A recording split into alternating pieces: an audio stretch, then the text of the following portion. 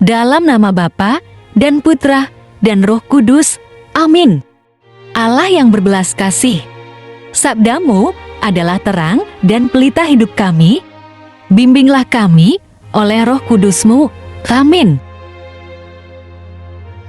Salam, Bapak, Ibu, dan saudara-saudari terkasih dalam Kristus Yesus. Salam sejahtera dan salam damai beserta Yesus Kristus. Marilah kita membaca, mendengarkan, dan merenungkan firman Allah.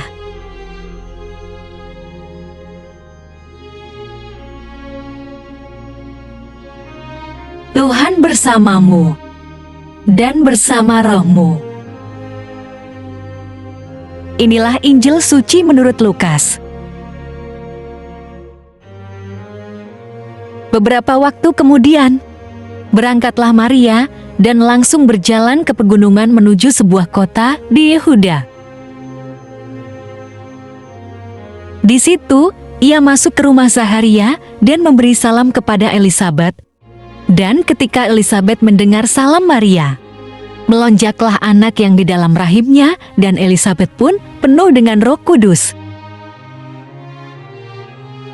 Lalu berseru dengan suara nyaring, "Diberkatilah engkau di antara semua perempuan, dan diberkatilah buah rahimmu. Siapakah aku ini sampai ibu Tuhanku datang mengunjungi aku?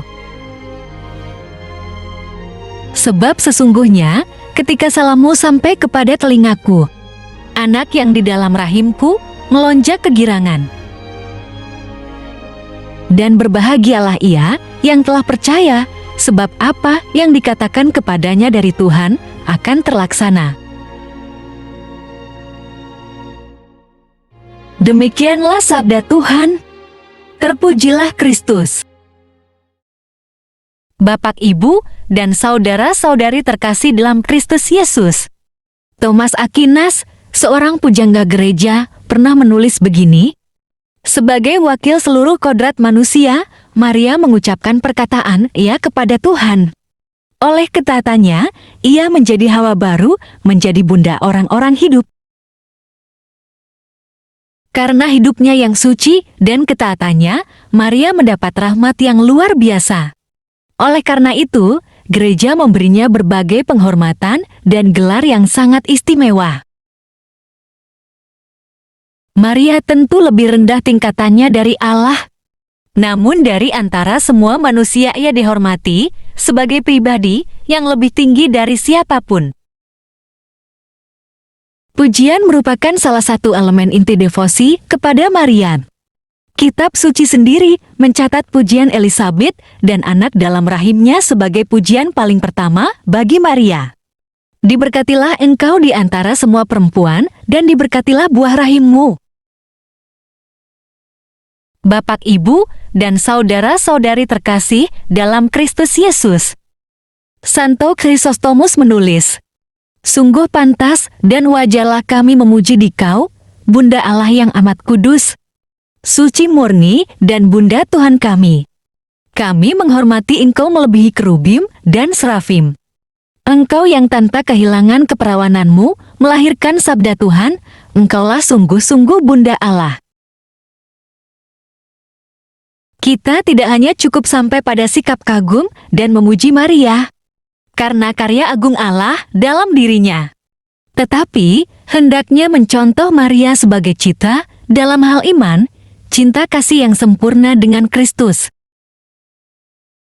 Bapak, Ibu, dan saudara-saudari terkasih dalam Kristus Yesus, gereja mengajarkan bahwa Maria adalah tipus gereja, gambaran gereja, gambaran umat beriman dalam perjalanan menuju Allah. Itu berarti dalam usaha menjawab panggilan Allah. Kita bisa belajar pada Maria tentang bagaimana menjawab panggilan Allah dan hidup seturut firman-Nya, tentang bagaimana mengikuti Yesus secara sempurna, dan bagaimana melaksanakan kehendak Allah dengan setia. Bapak, Ibu, dan saudara-saudari terkasih dalam Kristus Yesus, semoga kita bisa belajar beriman seperti Bunda Maria. Dalam kesederhanaannya, ia selalu mampu menjawab, "Ya, kepada seluruh kehendak-Mu yang penuh misteri.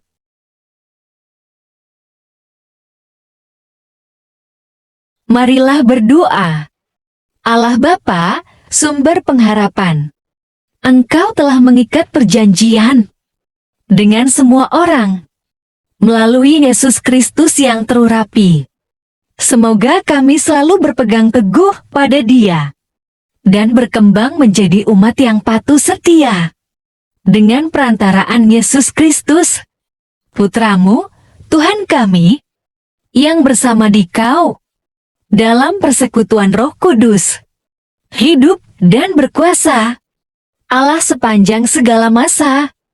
Dalam nama Bapa dan Putra dan Roh Kudus. Amin.